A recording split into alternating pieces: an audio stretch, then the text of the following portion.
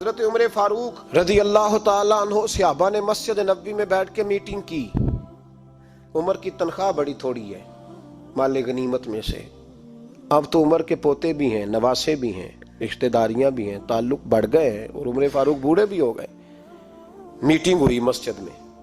اس طرح کریں کہ عمر کا کچھ تھوڑا سا نا مشاعرہ، کچھ تنخواہ، کچھ خدمت، کچھ وظیفہ بڑھا دیں. بات طے ہو گئی.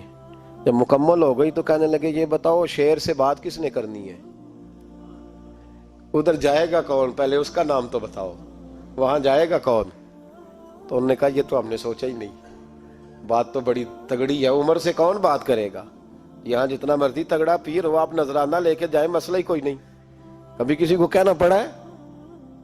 تو کہتے ہیں جناب کون بات کرے گا؟ تو ایک صحابی کہنے لگے کہ حضرت عمر رضی اللہ تعالیٰ عنہ کی جو صاحبزادی ہیں نا، حضرت حفصہ رضی اللہ تعالیٰ عنہ، وہ ام المومنین بھی ہیں، حضور علیہ السلام کی زوجہ ہیں، مومنوں کی ماں ہیں. ان سے کہتے ہیں اور ان کے والد بھی ہیں. تو حضرت حفصہ سے کہا تو جناب حفصہ چل کے گئیں حضرت عمر کے پاس. جا کے کہا ابا جی ایک بات کرنی تھی. انہوں نے کہا بیٹے کرو. تو ان کو بھی پتا تھا نا جاہو جلال کا. کہنے لگے ابا جی مسجد نبوی میں صحابہ کی میٹنگ ہوئی ہے. ایک ہی محلے میں، ایک ہی شہر میں لوگ رہتے ہیں تو ایک دوسروں کی خرچوں کا، ضروریات کا پتہ ہے. کہتی ہے میں نے پس منظر سارا کر کے بات کی. میں نے کہا سب کو پتہ ہے کہ آپ کے خرچے بڑے بڑھ گئے ہیں، تو مجھے نا انہوں نے حضور کی زوجہ سمجھ کے، قابل احترام سمجھ کے میری ذمہ لگایا ہے کہ تھوڑے سے پیسے آپ کے بڑھانے ہیں. تو حضرت عمر فاروق رضی اللہ تعالیٰ عنہ کی صاحبزادی کہتے ہیں عمر کو اتنا جلال آیا کہ اٹھ کے کھڑے ہو گئے.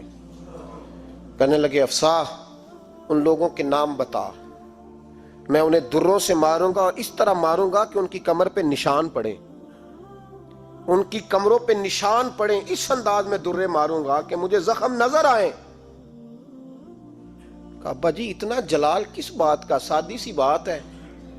تو سیدنا عمر فاروق رو پڑے. کہنے لگے سادی سی بات ہے؟ میرے لیے مسجد نبوی میں بیٹھ کے میٹنگ ہوتی رہی کہ عمر کو دولت دینی ہے. لوگوں نے یہ مجھے سمجھ لیا ہے، مسجد نبوی میں بیٹھ کر میرے لیے یہ میٹنگ ہوتی رہی کہ عمر کو پیسے دینے ہیں، اس کو دولت کے ساتھ ہم نے نواز رہے. مسجد نبوی میں میرے لیے کس کو یہ جرت ہوئی؟ فرمایا حفصہ کاش کہ تو میرے پاس پیغام لے کے نہ آتی، کوئی اور آتا اور پھر میں اسے دروں سے مارتا. حضرت حفصہ کہتی ہے میں خاموش ہوئی تو میری طرف دیکھ کے فرمانے لگے بتا نا تو نبی پاک کے گھر میں رہتی تھی، میرے مصطفیٰ کا طریقہ کیا تھا؟ کرنا بات اس طریقے پہ میرے ساتھ گفتگو کر. تو حضرت حفصہ کہتی میں رو پڑی. میں نے کہا ابا جی غلطی ہو گئی، آئندہ نہیں کروں گی. بھائی معیار بنایا ہوا تھا. آپ یقین کریں ہمارے تعلقات آپ شادی پہ دیکھ لیں، جو غریب رشتہ دار ہے اسے کون منانے جاتا ہے؟ لیکن ساری برادری کٹھی اس کے دروازے پہ بیٹھی ہے، جس نے آنا ہے تو کچھ لے کے آنا ہے. ہر چیز دولت میں تلے گی. معیار ہی دولت بن گیا ہے، مقصود ہی دولت بن گیا ہے. اس پیسے نے، اس دنیا داری نے، دنیا دار پجاری زردے کتیاں دے گل ٹلی ہو، اتنا سخت رویہ لوگوں نے اپنا لیا. رشتوں کا تقدس نہیں رہا. ایک مجلس میں نے ایسا رنگ بھی دیکھا، ایک ایسا شخص جسے میں ذاتی طور پہ جانتا ہوں کہ عالم بھی ہے، پرہیزگار بھی ہے، نیک بھی ہے، وہ بھی بیٹھا تھا اور اس کے ساتھ ایک سیٹھ بھی بیٹھا تھا. لیکن جو لوگوں کا عقیدت کا رشتہ اس درویش کے ساتھ ہونا چاہیے تھا وہ سیٹھ کے ساتھ تھا. تو میں غور کر رہا تھا کہ یار قوم کا ذہن کس طرح کا ہو گیا.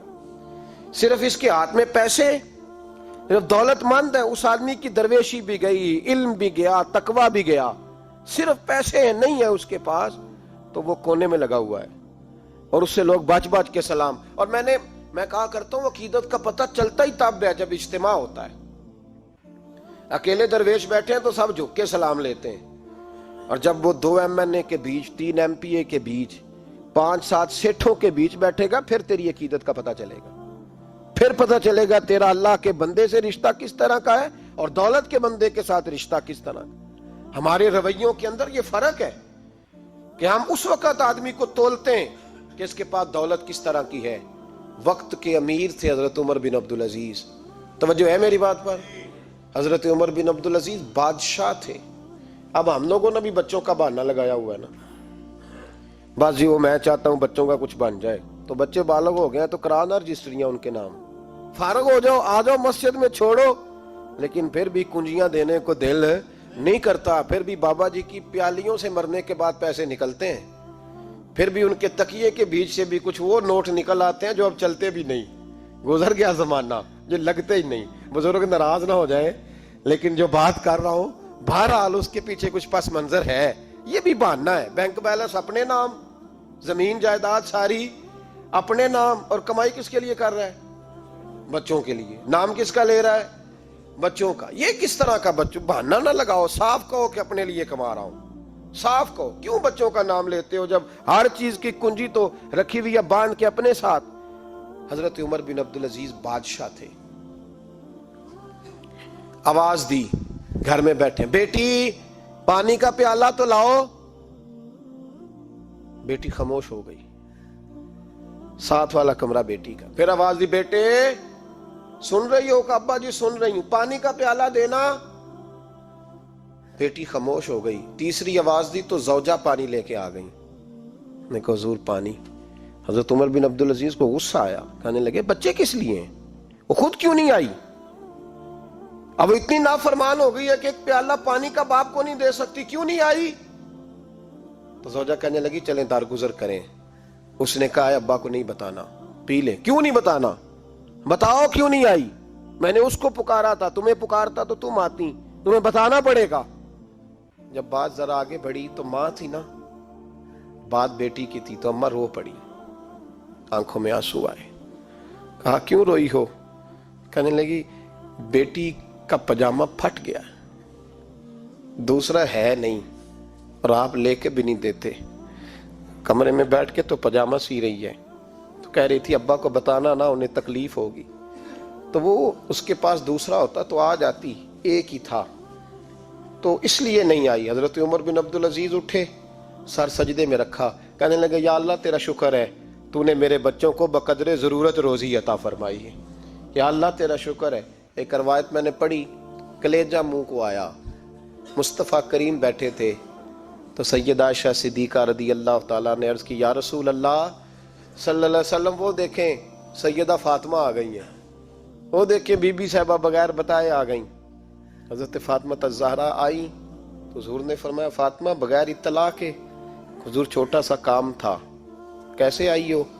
تو بی بی صاحبہ نے نا، عورتوں کا پلو ہوتا ہے نا چادر کا، پلو کھولا تو ایک روٹی بندھی ہوئی تھی، ایک روٹی چادر میں، یہاں لوگ زیور باندھتے ہیں، دولت باندھتے ہیں، ایک روٹی حضرت فاطمہ نے پلو میں باندھی، کھول کے پیش کی، کہا بیٹے یہ کیا ہے؟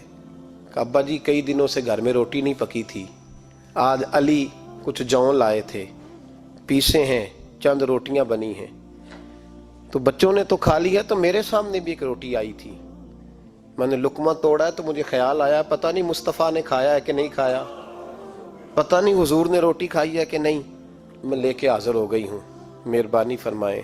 تو فرمایا بیٹے بیٹھ جا۔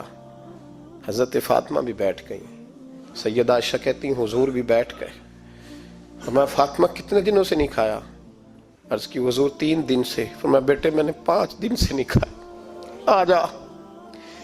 دونوں باپ بیٹی مل کے کھاتے ہیں، روٹی 2 حصوں میں حضور نے بانٹی، فرمایا چل آدھی تو کھا، آدھی میں کھاتا ہوں۔